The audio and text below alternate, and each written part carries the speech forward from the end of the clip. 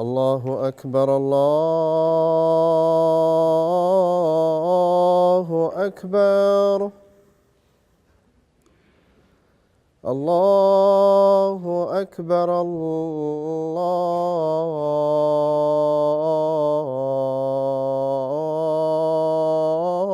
الله أكبر أشهد أن لا إله إلا الله أشهد أن لا إله إلا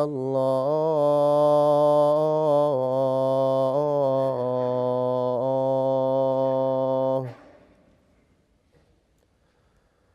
أشهد أن محمدًا رسول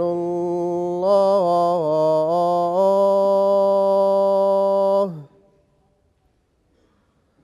أشهد أن محمدًا رسول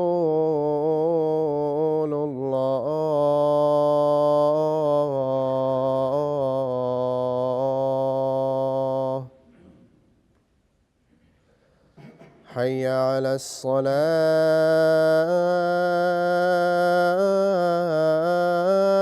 الصلاة حي على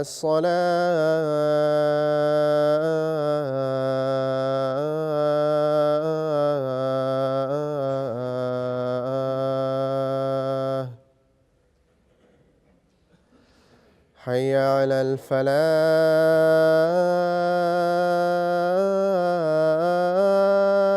الفلاح حي على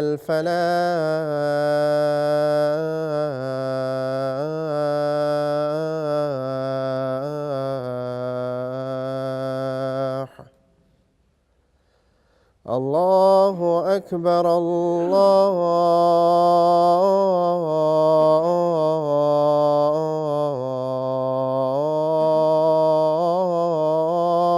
أكبر لا إله إلا الله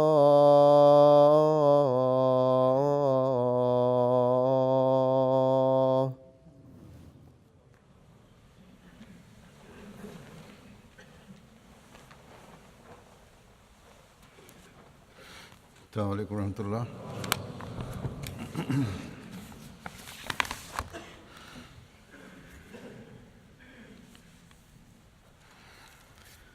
أشهد أن لا إله إلا الله وحده لا شريك له وأشهد أن محمدًا عبده ورسوله أما بعد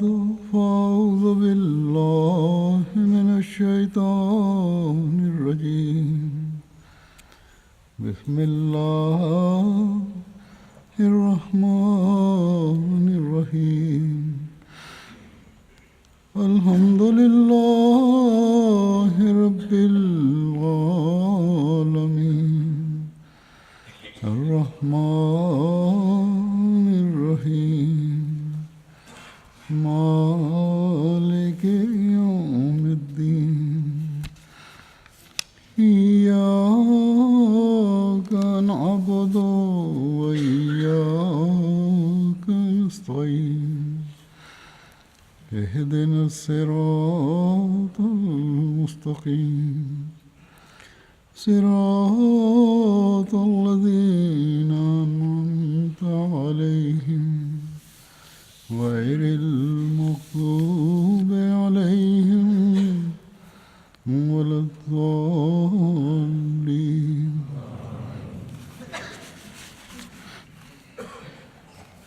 يا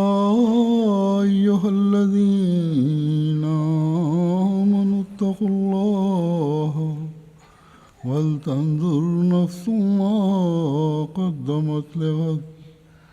واتقوا الله إن الله خبير بما تعملون ولا تكونوا كالذين نسوا الله فأنساهم أنفسهم أولئك هم الفاسقون.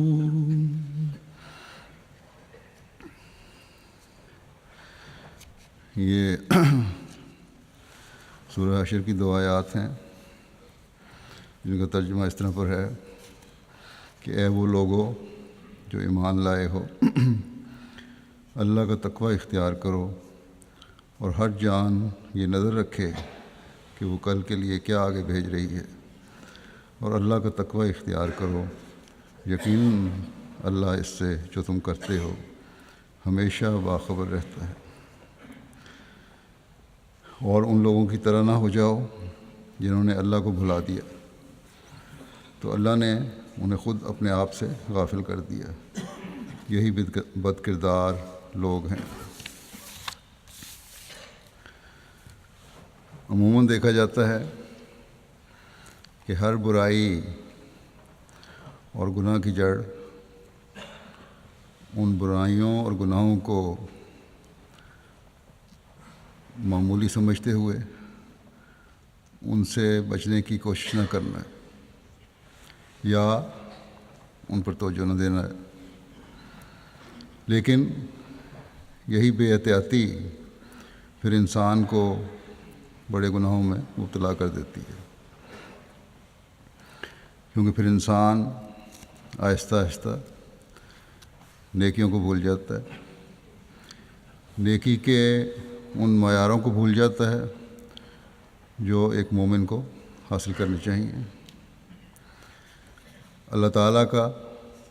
خوف کم ہو جاتا ہے، تقوی سے دوری ہو جاتی ہے، مرنے کے بعد کی زندگی پر کامل ایمان نہیں رہتا. گویا کہ ایک ایمان کا دعویٰ کرنے والا عملاً ایمان کی شرائط سے دور ہٹتا چلا جاتا ہے اور اللہ تعالیٰ کی نظر میں پھر مومن نہیں رہتا. ان آیات میں اللہ تعالیٰ نے اسی طرف مومنوں کی توجہ دلائی. اللہ تعالیٰ نے مومنوں کو بڑا زور دے کر فرمایا کہ صرف آج کی اور اس دنیا کی لہو و لعب کی دلچسپیوں کی، آراموں اور آسائشوں کی یا عزیزوں، رشتہ داروں اور دوستوں سے تعلقات کی فکر نہ کرو، بلکہ جو فکر کرنے والی چیز ہے وہ تمہاری کل ہے. تمہارا اللہ تعالیٰ پر ایمان کا معیار اور اس کا تقوی اختیار کرنا تمہاری اصل ترجیح اور فکر ہونی چاہیے. تمہارا مرنے کے بعد کی زندگی اور حساب کتاب پر ایمان تمہاری فکر کا مرکز ہونا چاہیے، اور اگر یہ ہوگا تو تبھی تمہاری حقیقی اخلاقی ترقی بھی ہوگی، جو صرف سطحی اخلاق نہیں ہوں گے بلکہ اللہ تعالیٰ کی رضا کو حاصل کرنے کا مقصود لیے ہوئے ہوں گے. تمہاری روحانی ترقی اور یہ دعویٰ کہ میں مومن ہوں اسی وقت حقیقی ہوگا جب کل پر نظر ہوگی. تمہارا یقینی بے غرض اور سچائی پر مبنی خدا تعالیٰ کی ذات پر ایمان بھی اس وقت اللہ تعالیٰ کی نظر میں حقیقی ہوگا جب اپنے کل کو سامنے رکھتے ہوئے اللہ تعالیٰ کی رضا کے حصول کی کوشش کرو گے اور اس کے حکموں پر عمل کرنے کی کوشش کرو گے۔ حضرت مسیح موعود علیہ السلام اس بارے میں فرماتے ہیں، یعنی جو پہلی آیت میں نے تلاوت کی ہے، کہ اے ایمان والو، خدا سے ڈرتے رہو اور ہر ایک تم میں سے دیکھتا رہے کہ میں نے اگلے جہان میں کون سا مال بھیجا ہے، اور اس خدا سے ڈرو جو خبیر اور علیم ہے اور تمہارے اعمال دیکھ رہا ہے، یعنی وہ خوب جاننے والا اور پرکھنے والا ہے، اس لیے وہ تمہارے کھوٹے اعمال ہرگز قبول نہیں کرے گا۔ بس اللہ تعالیٰ کے اس حکم کو ہم میں سے ہر ایک کو بڑے غور اور کوشش سے سمجھنے کی ضرورت ہے کہ اللہ تعالیٰ کا تقوی اختیار کرتے ہوئے ہم اپنے اعمال پر نظر رکھیں، ان باتوں پر نظر رکھیں جو ہماری کل سنوارنے والی ہیں۔ اللہ تعالیٰ جو ہمارے دلوں کی پتال تک پر نظر رکھنے والا ہے اور اسے ہمارا سب علم ہے، اس کو صرف ان باتوں سے دھوکہ نہیں دیا جا سکتا جو سطحی باتیں، بلکہ جیسا کہ حضرت مسیح علیہ السلام نے فرمایا کہ وہ کھوٹے کھرے کی تمیز کرتا ہے، کھوٹے اعمال وہ قبول نہیں کرے گا۔ بس ایک مومن کے لیے یہ بہت بڑا فکر کا مقام ہے کہ اپنی کل کی فکر کریں، جہاں اعمال کا حساب ہونا ہے۔ غیر مومنوں کی طرح ہم صرف اس دنیا ہی کو سب کچھ نہ سمجھ لیں، بلکہ حقیقی کامیابیوں کو حاصل کرنے کے لیے تقوی پر چلیں۔ حضرت خلیفۃ المسیح اول رضی اللہ تعالیٰ عنہ فرماتے ہیں کہ دنیا و عقبہ میں کامیابی کا ایک گر بتایا ہے اللہ تعالیٰ نے کہ انسان کل کی فکر آج کرے، اس سے دنیا میں بھی سنوار پیدا ہوگا اور آخرت کی زندگی میں بھی سنوار پیدا ہوگا۔ پھر آپ نے فرمایا کہ قرآن پاک کی تعلیم وَلْتَنْظُرْ نَفْسٌ مَا قَدَّمَتْ لِغَدٍ پر عمل کرنے سے نہ صرف انسان دنیا میں کامیاب ہوتا ہے بلکہ عقبہ میں بھی خدا کے فضل سے سرخ روح ہوتا ہے۔ ہم کبھی آخرت کے لیے سرمایہ حیات جمع نہیں کر سکتے جب تک آج ہی سے اس دارالقرار کے لیے تیاری نہ شروع کر دیں۔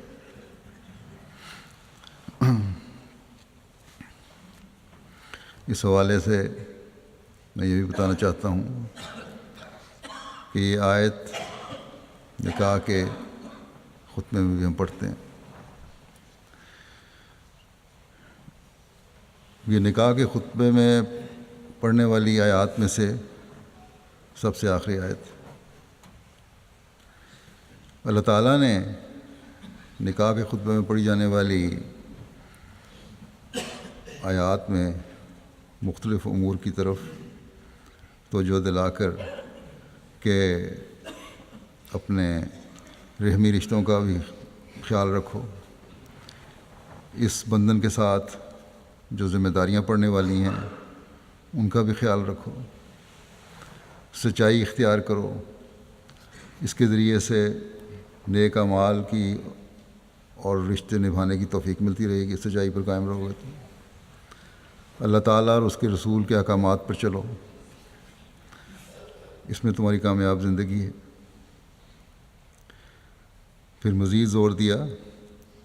کہ اگر کل پر نظر رکھو گے تو اللہ تعالیٰ اور اس کے رسول کے احکامات پر بھی نظر رہے گی۔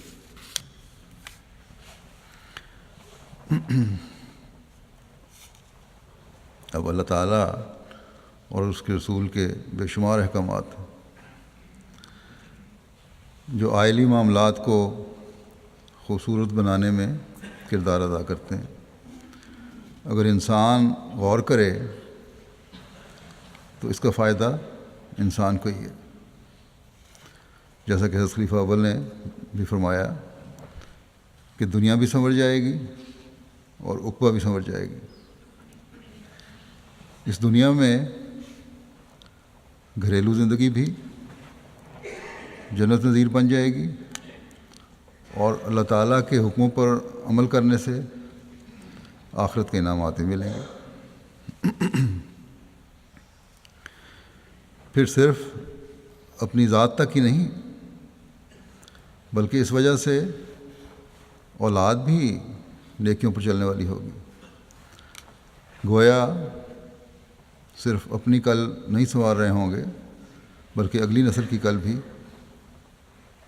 کل کی بھی ایک حقیقی مومن ضمانت بننے کی کوشش کرے گا۔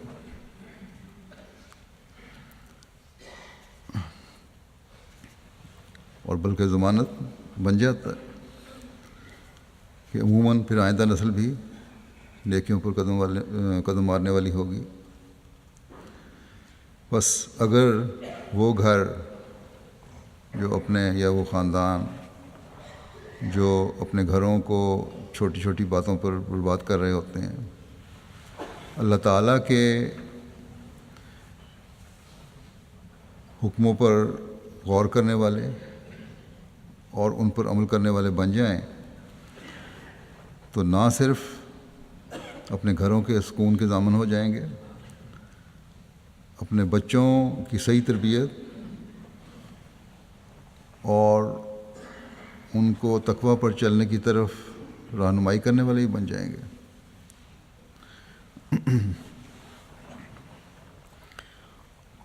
اور ان کی زندگیاں سنوارنے والے ہی بن جائیں گے۔ بلکہ اللہ تعالیٰ کے انعامات اس دنیا میں بھی اور آخرت میں بھی حاصل کرنے والے بن جائیں گے۔ بس ایسے گھروں کو جو چھوٹی چھوٹی باتوں پر صرف دنیا داری کی خاطر اپنے گھروں کو برباد کر رہے ہیں، سوچنا اور غور کرنا چاہیے۔ اگلی نسلیں صرف آپ کی اولاد نہیں، بلکہ جماعت اور قوم کا بھی سرمایہ ہے۔ ان کو صحیح راستے دکھانا ماں باپ کا کام، اور یہ تبھی ہو سکتا ہے جب ماں باپ اپنے آپ کو اللہ تعالیٰ اور اس کے رسول کے احکامات کے مطابق چلانے کی کوشش کرنے والے ہوں۔ اللہ تعالیٰ سب کو اس کی توفیق عطا فرمائے۔ یہ تو ایک پہلو ہے جس کی طرف ہر مومن کو کوشش کرنے کی طرف اللہ تعالیٰ نے توجہ دلائی ہے، عمل کرنے کی طرف، تاکہ اپنی اور بچوں کی دنیا و آخرت سنوار سکیں۔ ہماری زندگی میں بے شمار ایسے مواقع آتے ہیں جب ہم تقویٰ سے کام نہیں لیتے، آخرت پر نظر نہیں رکھتے، اس دنیا کے وسائل اور ضروریات کو ہی سب کچھ سمجھ لیتے ہیں۔ دنیا کے سہاروں کو اللہ تعالیٰ کے سہاروں پر لاشعوری طور پر ترجیح دیتے ہیں، پھر اپنی کمزوریوں کی وجہ سے، نااہلیوں کی وجہ سے، سستیوں کی وجہ سے اس دنیا کے مستقبل کو بھی برباد کرتے ہیں، اس دنیا میں جو اپنی کل ہے اس کو بھی برباد کرتے ہیں، اور اگلے جہان کی کل کو بھی نظر انداز کر دیتے ہیں۔ یہ نہیں سوچتے کہ اس کے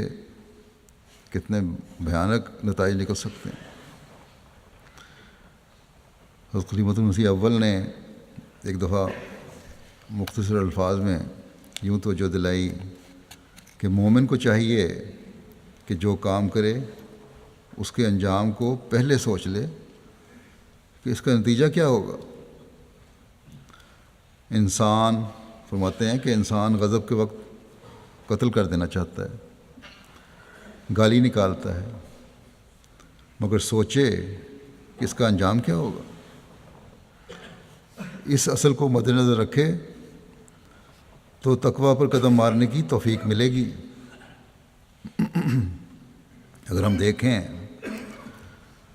تو تمام برائیاں اور تمام گناہ اس لیے سرزد ہوتے ہیں کہ ان کے کرتے وقت ہمارے دماغ میں ایک خناس سمایا ہوتا ہے، شیطان گھسا ہوتا ہے، نتائج سے بے پرواہ ہو کر کام ہوتا ہے۔ بہت شاذ ایسا ہوتا ہے کہ قتل و غارت گری کرنے والے یا گناہ کرنے والے اقرار کر کے خود اپنے آپ کو اس کے نتائج بھگتنے کے لیے پیش کر دیں۔ ایسے لوگوں کی جنون کی کیفیت جو خود ہی پیش کرتے ہیں تقریباً مستقل کیفیت ہوتی ہے۔ باقی ہر عقل والا، عام عقل والا انسان جب اس جنونی کیفیت سے باہر آتا ہے تو اپنے آپ کو بچانے کی کوشش کرتا ہے۔ عادی مجرموں کا معاملہ تو اور ہے، وہ بھی اس کے علاوہ ہیں۔ یہاں اللہ تعالیٰ ایسے لوگوں کی بات نہیں فرما رہا جو عادی لوگ ہیں یا بالکل پاگل ہیں، بلکہ ایمان کا دعویٰ کرنے والوں کو فرماتا ہے کہ مومن کی نشانی کل پر نظر رکھنا ہے۔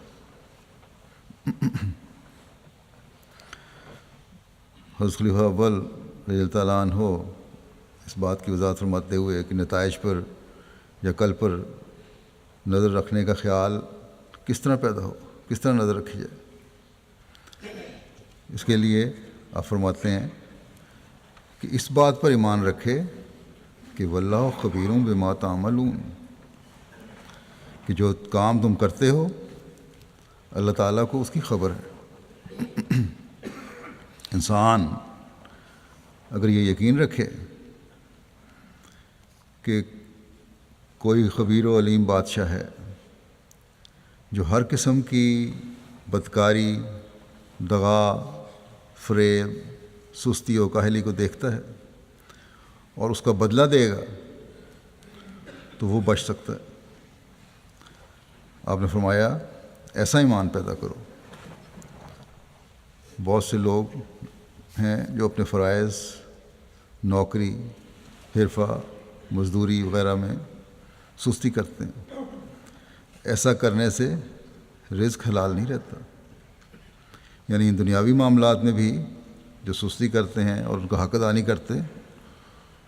اس کا مطلب ہے انہوں نے بھی اپنی کل کو برباد کر لیا اور اپنا رزق جو انہوں نے حاصل کیا وہ بھی حلال نہیں رہا، یہ دھوکے کا رزق ہے۔ بس یہ آیت جو اپنے کل پر نظر رکھنے کی طرف توجہ دلا رہی ہے بڑی وسعت رکھتی ہے، اور ہر قدم پر ایک حقیقی مومن کے پاؤں پکڑ کر کسی معمولی کمزوری اور گناہ کی طرف بھی بڑھنے سے روکتی ہے۔ بس یہ یقین ہمیں اپنے اندر پیدا کرنے کی ضرورت ہے کہ اللہ تعالیٰ، اس یقین پر ہم قائم ہوں کہ اللہ تعالیٰ ہمارے ہر عمل کو دیکھ رہا ہے، اور پھر اس بات پر بھی یقین کہ وہ ہمارے ہر قسم کے دھوکے، فریب، چاہے وہ ہم معمولی سمجھ کر تھوڑا سا منافع کمانے کے لیے کر رہے ہیں، یا اپنے کام میں سستی دکھا رہے ہیں، یا معاہدے کے مطابق جان بوجھ کر کام ختم نہیں کر رہے کہ شاید اس ذریعے سے کسی کو دباؤ میں لا کر مزید مفاد اٹھا سکیں، تو یاد رکھیں ایسی باتیں خدا تعالیٰ کو پسند نہیں، اور جب خدا تعالیٰ کو پسند نہیں تو پھر اس کا بدلہ، جیسا کہ فرمایا شریف اول نے بھی، اس کا بدلہ ہوگا، اور اس کا بدلہ پھر سزا کی صورت میں ہی ہے۔ بس مومن کو کل پر نظر رکھنے کا کہہ کر اپنے معمولی گھریلو معاملات سے لے کر اپنے معاشرتی، کاروباری، ملکی، بین الاقوامی تمام معاملات پر تقویٰ سے چلنے کی طرف توجہ دلا دی، اور جو تقویٰ پر نہیں چلتا پھر وہ اس بات کو بھی ذہن میں رکھے کہ خدا کی پکڑ میں ایسا انسان آئے گا۔ انسان کو یہ نہیں سمجھنا چاہیے کہ دنیاوی معاملات کا دین سے کوئی تعلق نہیں۔ مومن کے لیے تقویٰ پر چلنے کا حکم ہے، اور تقویٰ میں تمام دینی اور دنیاوی کاموں کو خدا تعالیٰ کی ہدایات کے مطابق بجا لانا ضروری ہے۔ انسان بعض دفعہ سمجھتا ہے کہ دنیاوی نقصان کے ابتلا سے بچنے کی کوشش کرے، مالی منفعت حاصل کر لوں چاہے جو بھی ذریعہ اپنایا جائے، لیکن یاد رکھنا چاہیے کہ کوئی ایسا طریق جس سے دھوکہ دے کر فائدہ حاصل کیا جائے دین سے اور ایمان سے دور لے جانے والا ہے، اور یہ بظاہر دنیاوی معاملہ دینی ابتلا بن جاتا ہے، اور جیسا کہ میں نے پہلے کہا کہ آہستہ آہستہ دین اور خدا سے دور لے جاتا ہے۔ اسی لیے ایک مومن کو ہمیشہ یاد رکھنا چاہیے کہ ایمان کا ابتلا دنیاوی ابتلاؤں سے بہت زیادہ ہے، جس کے نتیجہ میں دنیا اور آخرت دونوں برباد ہو جاتی ہیں۔ بس ہمیں اس سوچ کے ساتھ اپنے دلوں کو ٹٹولتے رہنا چاہیے، اور ہر کام کے انجام پر نظر رکھنی چاہیے کہ خدا تعالیٰ کی، اس لیے کہ خدا تعالیٰ کی میرے ہر کام پر نظر ہے۔ یہ سوچ جب پیدا ہو جائے تو مومن ایک حقیقی مومن بن جاتا ہے، یا بننے کی طرف قدم بڑھا رہا ہوتا ہے۔ اس معیار کو دیکھنے کے لیے کسی جماعتی یا ذیلی تنظیم کے رپورٹ فارم کو دیکھنے اور اس پر انحصار کرنے کی ضرورت نہیں ہے۔ ہر ایک شخص خود اپنے جائزے لے سکتا ہے کہ کیا یہ اس کے معیار ہیں کہ ہر کام کرنے سے پہلے اسے یہ خیال آئے کہ خدا تعالیٰ میرے اس کام کو دیکھ رہا ہے۔ اگر میں نیک نیتی سے اللہ تعالیٰ کی رضا حاصل کرنے کے لیے کام کر رہا ہوں تو اللہ تعالیٰ کا کئی گنا جزا کا بھی وعدہ ہے، اجر کا بھی وعدہ ہے۔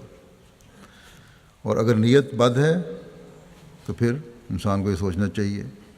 کہ میں اللہ تعالیٰ کی پکڑ میں بھی آ سکتا ہوں۔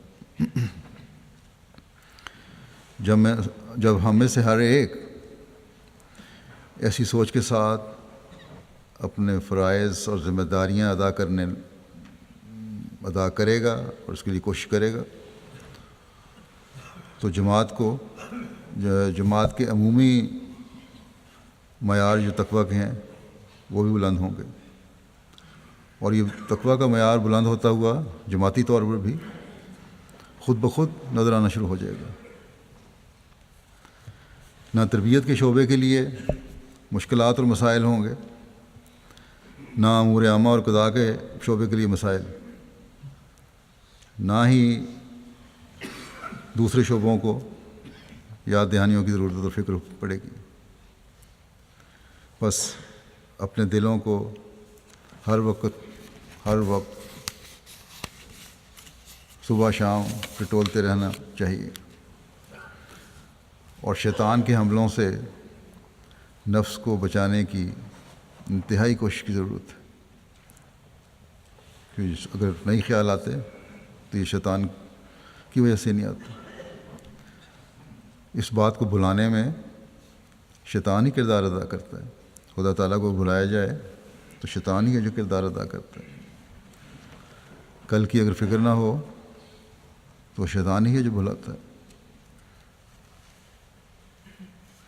یہ شیطان ہی ہے جو یہ کہتا ہے اس بات کو بھول جاؤ کہ خدا تعالیٰ تمہیں دیکھ رہا ہے۔ اگر ہم جائزہ لیں تو اکثر اس بات کو نہیں سوچتے کہ میرے کام کو خدا تعالیٰ دیکھ رہا ہے اور اس کا انجام کیا ہو سکتا ہے۔ اور یہ سب اس لیے ہوتا ہے جیسا کہ حضرت صلی اللہ علیہ وسلم نے فرمایا کہ شیطان انسان کے خون کے ساتھ اس کے جسم میں چلتا ہے۔ بہت سی بیماریاں انسان کو اس لیے نقصان پہنچاتی ہیں کہ یہ کسی وجہ سے انفیکشن ہو جاتا ہے، اثر ہو جاتا ہے، اور خون میں گردش کر رہی ہوتی ہیں، آہستہ آہستہ بڑھتی ہیں اور ایک وقت میں آ کر جسم پر بہت زیادہ اثر ڈالنا شروع کر دیتی ہیں۔ انسان کو شروع میں پتہ نہیں چلتا کہ بیماری نے حملہ کرتی ہے، بلکہ بہت ہی کوئی محتاط ہو، ذرا سی پسل مندی کے بعد وہ ڈاکٹر کے پاس جائے بھی تو ابتدائی حالت میں بعض ڈاکٹروں کو بھی پتہ نہیں چلتا کہ بیماری اندر ہے، خون میں گردش کر رہی ہے۔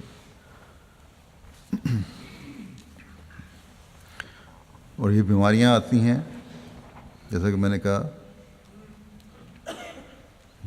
فضا میں بعض دفعہ جراثیم ہوتے ہیں، ایک دوسرے سے بیماریاں لگتی ہیں۔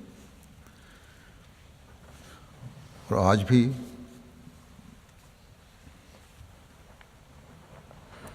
ہم دیکھتے ہیں بہت ساری وبائیں پھیلی ہوئی ہیں جن کا شروع میں پتہ نہیں لگتا، آہستہ جب پھیل جاتی ہیں تو پتہ لگتا ہے۔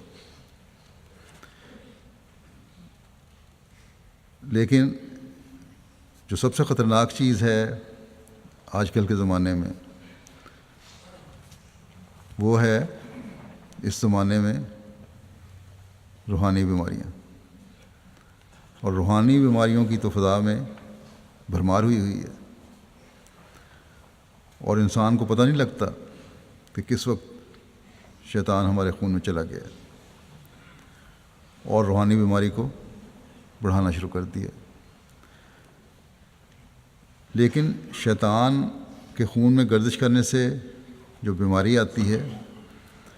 وہ جسمانی بیماری کی نسبت اس لحاظ سے زیادہ خطرناک ہے کہ جسمانی بیماری سے جسم پر اثرات پڑنے شروع ہوتے ہیں، جسم ٹوٹنا شروع ہو جاتا ہے، کسل مندی کی کیفیت ہوتی ہے، پھر آہستہ آہستہ مزید تکلیف بڑھتی ہے، انسان خود محسوس کرتا ہے اور ڈاکٹر کے پاس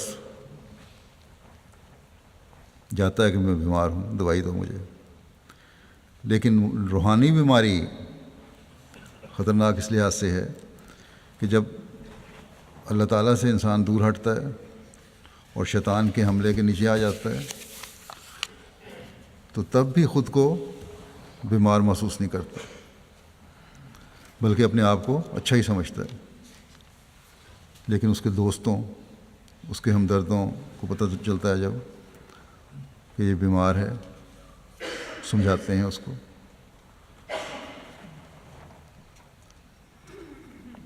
دوستوں کے کہنے پر بھی جو بیماری کی انتہا کو پہنچ جائیں وہ اپنے عزیزوں دوستوں کو غلط سمجھتے ہیں، وہ سمجھتے ہیں کہ میرے دوست مجھے غلط کہہ رہے ہیں، اور خود کو بالکل ٹھیک سمجھتے ہیں۔ بس شیطان کا حملہ روحانی بیماری یا روحانی بیماری جو ہے جسمانی بیماری سے بہت زیادہ خطرناک ہے، کیونکہ بسا اوقات اس کے علاج کے لیے انسان تیار نہیں ہوتا۔ دوسرے توجہ دلائیں بھی کہ علاج کروا لو تو اس سے توجہ نہیں ہوتی۔ بس ایک مومن کو اس سے پہلے کہ بیماری حملہ کرے اپنے جائزے لیتے ہوئے حفظ ما تقدم کے عمل کو شروع کر دینا چاہیے۔ اور اس معاشرے میں جیسا کہ میں نے کہا کہ مستقل فضا میں روحانی بیماریاں پھیلی ہوئی ہیں، اس لیے اپنے آپ کو بچانے کے لیے مستقل عمل کی بھی ضرورت ہے، اور یہی ایک یا مستقل علاج کی بھی ضرورت ہے،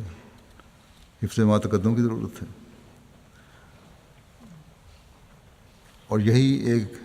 حقیقی مومن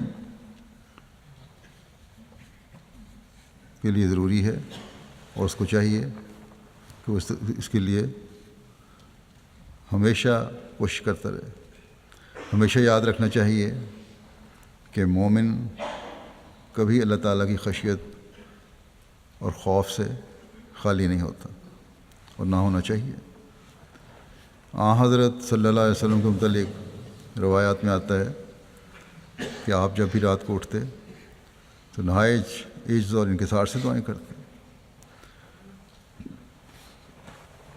ایک دفعہ حضرت عائشہ رضی اللہ عنہا نے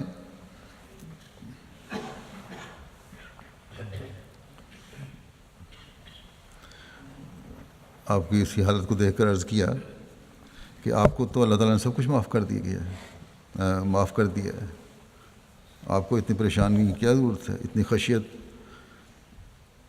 سے اپنے لیے دعائیں کیوں کرتے ہیں، اتنی خشیت کیوں ہے اپنے لیے؟ بلکہ حضرت صلی اللہ علیہ وسلم نے تو یہی فرمایا تھا، جیسا کہ میں نے کہا کہ انسان کے خون میں شیطان ہے، تو آپ نے فرمایا تھا کہ میرا شیطان مسلمان ہو گیا، یعنی کوئی روحانی بیماری کے حملہ آور ہونے کا، کسی بیماری روحانی بیماری کے حملہ آور ہونے کا سوال ہی پیدا نہیں ہوتا۔ لیکن آپ نے فرمایا کہ میری نجات بھی خدا تعالیٰ کے فضل سے ہے، مجھے بھی ہر وقت اس کی طرف جھکے رہنے کی ضرورت ہے۔ بس جب رسول کریم صلی اللہ علیہ وسلم اس سب کے باوجود اس قدر خشیت کا اظہار کرتے ہیں، تو پھر اور کون ہے جو مجھے کہہ سکے کہ مجھے ہر وقت ہر کام میں کل پر نظر رکھنے کی ضرورت نہیں، اور کام کر کے پھر اللہ تعالیٰ کے فضلوں کو تلاش کرنے کی ضرورت نہیں، بس ہر وقت ہوشیار رہنے کی ضرورت ہے، ہر وقت تقویٰ پر چلتے ہوئے اپنے کاموں اور اپنی حالتوں کے جائزے لینے کی ضرورت ہے، ہر وقت اللہ تعالیٰ سے اس کا رحم مانگنے کی ضرورت ہے، ہر وقت یہ خیال دل میں رکھنے کی ضرورت ہے کہ میں نے اپنے ایمان کو کس طرح بچانا ہے۔ اور اس کی طرف جو اگلی آیت میں نے تلاوت کی ہے، اس میں اللہ تعالیٰ نے توجہ دلائی ہے کہ ان لوگوں کی طرح نہ ہو جاؤ جنہوں نے اللہ تعالیٰ کو بھلا دیا، کیونکہ پھر اللہ تعالیٰ ان کو اپنے آپ سے غافل کر دے گا۔ جیسا کہ میں نے مثال دی ہے کہ روحانی بیماری والے اپنے آپ کو بیمار نہیں سمجھتے، بلکہ ان کے ہمدرد جب ان کو بیمار سمجھ کر ان کا علاج کروانے کی کوشش کرتے ہیں تو وہ الٹا ان ہمدردوں کو بیمار اور پاگل سمجھنے لگ جاتے ہیں۔ گویا روحانی بیماری ان کو اپنے نفس کی حالتوں کو دیکھنے سے بالکل لاپرواہ کر دیتی ہے، اور پھر نتیجہ سوائے تباہی اور بربادی کہ اور کچھ نہیں نکلتا۔ یاد رکھنا چاہیے کہ عموماً انسان خدا تعالیٰ کو 3 طریقوں سے بلاتا ہے، یا یہ 3 قسم کے لوگ ہیں جو ہمیں عموماً دنیا میں نظر آتے ہیں جو خدا تعالیٰ سے دور ہیں یا دور ہوتے ہیں۔ ایک تو وہ لوگ جو خدا تعالیٰ کے وجود کے انکاری ہیں اور بڑی ڈٹائی سے کہہ دیتے ہیں کہ خدا تعالیٰ کوئی چیز نہیں ہے، جیسا کہ آج کل کی بہت بڑی تعداد اسی نظریے پر قائم ہے، جو اپنے آپ کو پڑھا لکھا کہتے ہیں، بڑا زوم ہے اپنی تعلیم پر۔ اور یہ لوگ میڈیا اور انٹرنیٹ اور مختلف طریقوں سے نوجوانوں اور کچے ذہنوں کو اپنے خیالات سے زہر آلود کرتے رہتے ہیں۔ دوسرے وہ لوگ ہیں جن کو حقیقی اور سچا ایمان تمام طاقتوں والے خدا پر نہیں ہے، جس کے سامنے انہیں ایک دن پیش ہونا ہے اور اپنے اعمال کا جواب دینا ہے، باوجود اس کے کہ یہ ایمان ہے یا اس بات کو تسلیم کرتے ہیں کہ یہ خدا ہے جس نے دنیا کو پیدا کیا ہے اور اس کے تابع ایک نظام چل رہا ہے، لیکن پھر بھی اس کے کہنے پر عمل نہیں۔ تیسرے وہ لوگ ہیں جو دنیاوی بکھیڑوں میں اس قدر ڈوب گئے ہیں کہ خدا تعالیٰ کو بھول گئے ہیں۔ کبھی خیال آ جائے تو نماز بھی پڑھ لیں گے، دعا بھی کر لیں گے، لیکن کوئی باقاعدگی نہیں ہے۔ اس طرح توجہ نہیں کہ اللہ تعالیٰ نے ایک مومن کے لیے 5 نمازیں فرض کی ہیں۔ بہرحال یہ بات یقینی ہے کہ جو خدا تعالیٰ کو بھلاتے ہیں وہ آخرکار ایسی حالت کو پہنچ جاتے ہیں جہاں ان کا اخلاقی انحطاط بھی ہوتا ہے اور روحانی تنزل بھی ہوتا ہے اور آخرکار ذہنی سکون بھی جاتا رہتا ہے۔ وہ سمجھتے تو یہ ہیں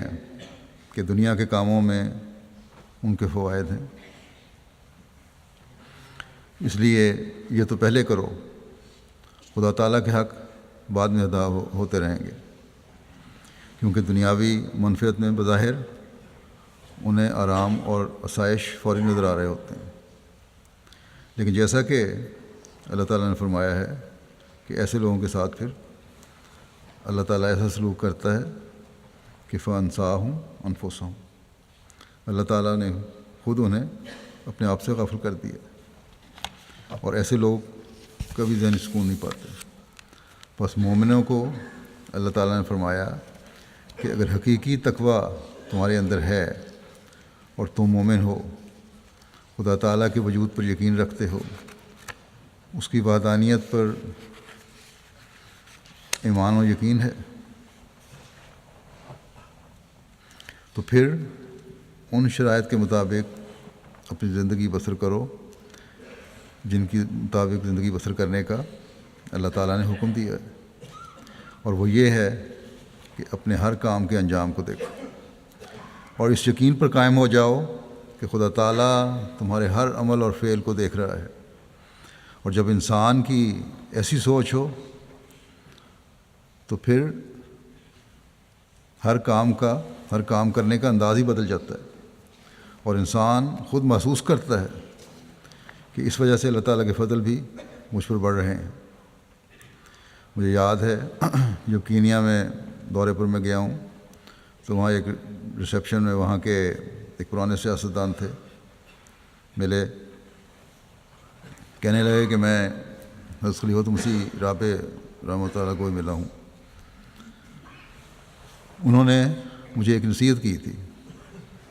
جس کا مجھے بڑا فائدہ ہے، اور وہ نصیحت یہ تھی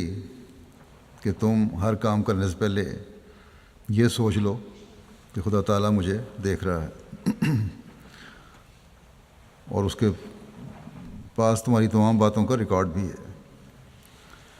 اب مجھے یاد نہیں کہ مسلمان تھے یا عیسائی، غالباً عیسائی تھے، تو اگر ان کو فائدہ ہو سکتا ہے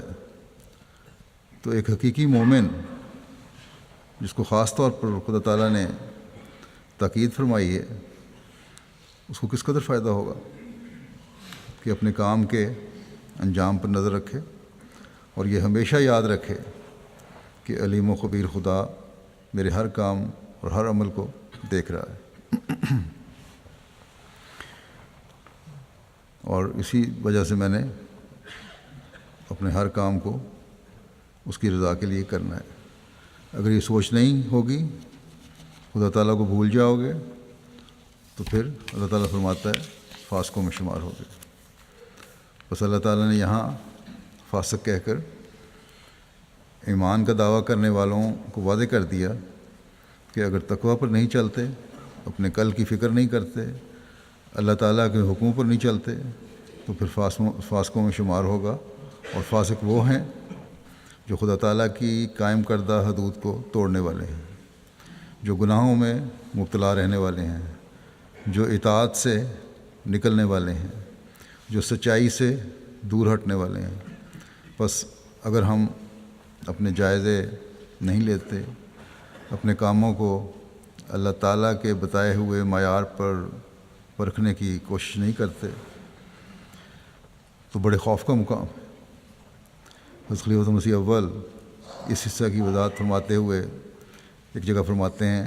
کہ ایسے لوگوں کی طرح مت ہو جاؤ کہ جن کی نسبت فرمایا کہ نسوا اللہ فانساہم انفسہم اولئک هم الفاسقون، یعنی جنہوں نے اس رحمت اور پاکی کے سرچشمہ قدوس خدا کو چھوڑ دیا اور اپنی شرارتوں، چالاکیوں، ناعاقبت اندیشیوں، غرض قسم قسم کے ہیلہ سازیوں اور روباہ بازیوں سے کامیاب ہونا چاہتے ہیں. روباہ بازی کا مطلب ہے لومڑیوں کی طرح چالاکیاں کرتے ہیں، جو محاورہ ہے اردو میں، بڑا چلاک ہے لومڑی کی طرح. پھر آپ فرماتے ہیں کہ مشکلات انسان پر آتی ہیں، بہت سی ضرورتیں انسان کو لاحق ہیں، کھانے پینے کا محتاج ہوتا ہے، دوست بھی ہوتے ہیں، دشمن بھی ہوتے ہیں، مگر ان تمام حالتوں میں متقی کی شان یہ شان ہوتی ہے کہ وہ خیال اور لحاظ رکھتا ہے کہ خدا سے بگاڑ نہ ہو. یعنی خدا تعالیٰ ہر وقت یاد رکھتا ہے اس کو، اور اس کو مقدم رہتا ہے دوستوں پر بھی اور فائدہ مند چیزوں پر بھی. کہ فرمایا مثلا دوست پر بھروسہ ہو، ممکن ہے وہ دوست مصیبت سے پیشتر دنیا سے اٹھ جاوے یا اور مشکلات میں پھنس کر اس قابل نہ رہے کہ کام آئے. پھر حاکم پر بھروسہ ہو تو ممکن ہے حاکم کی تبدیلی ہو جاوے اور وہ فائدہ اسے نہ پہنچ سکے. اور ان احباب اور رشتہ داروں کو جن سے امید اور کامل بھروسہ ہو کہ وہ رنج اور تکلیف میں امداد دیں گے، اللہ تعالیٰ ضرورت کے وقت ان کو اس قدر دور ڈال دے کہ وہ کام نہ آ سکیں. فرمایا کہ پس ہر آن خدا تعالیٰ سے تعلق نہ چھوڑنا چاہیے. جو زندگی موت میں ہم سے خدا تعالیٰ سے تعلق نہیں چھوڑنا چاہیے جو زندگی اور موت میں ہم سے جدا نہیں ہو سکتا. زندگی اور موت میں خدا تعالیٰ کا ہی ساتھ ہے. فرمایا کہ پس خدا تعالیٰ فرماتا ہے کہ ان لوگوں کی طرح نہ ہو جاؤ جنہوں نے خدا تعالیٰ سے قطع تعلق کر لیا ہے. اس کا نتیجہ یہ ہوگا کہ تم دکھوں سے محفوظ نہ رہ سکو گے اور سکھ نہ پاؤ گے، بلکہ ہر طرف سے ذلت کی مار ہوگی، اور ممکن ہے کہ وہ ذلت تم کو دوستوں ہی کی طرف سے آ جاوے. ایسے لوگ جو خدا سے قطع تعلق کرتے ہیں وہ کون ہوتے ہیں؟ وہ فاسق اور فاجر ہوتے ہیں، ان میں سچا ایمان نہیں ہوتا. یہی نہیں کہ وہ ایمان میں سچے ہیں، وہ ایمان میں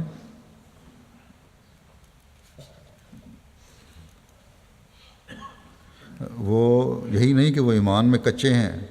نہیں، انہیں شفقت علی خلق اللہ بھی نہیں ہوتی. اللہ تعالیٰ کی مخلوق سے شفقت بھی نہیں کرتے، یعنی نہ خدا کے حقوق ادا کرتے ہیں نہ بندوں کے حقوق ادا کرتے ہیں. بس ہم میں سے ہر ایک کو کوشش کرنی چاہیے کہ اپنے ہر عمل کو خدا تعالیٰ کے حکموں کے مطابق کرنے کی کوشش کریں، اپنے عارضی فائدوں کے بجائے اپنے کل پر نظر رکھیں. اللہ تعالیٰ ہمیں اس کی توفیق عطا فرمائے.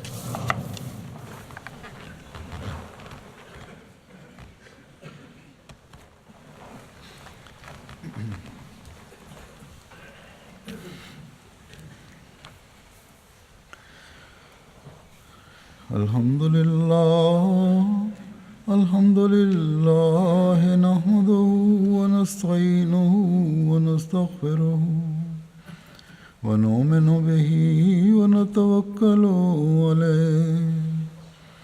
ونعوذ بالله من شرور أنفسنا ومن سيئات أعمالنا من يهده الله فلا مضل له ومن يضلل فلا هادي له ونشهد أن لا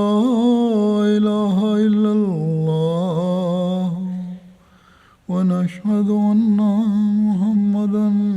عبده ورسوله عباد الله رحمكم الله إن الله يأمر بالعدل والإحسان وإيتاء ذي القربى وينهى عن الفحشاء والمنكر والبغي يعظكم لعلكم تذكرون اذكروا الله يذكركم وادعوه يستجب لكم ولذكر الله أكبر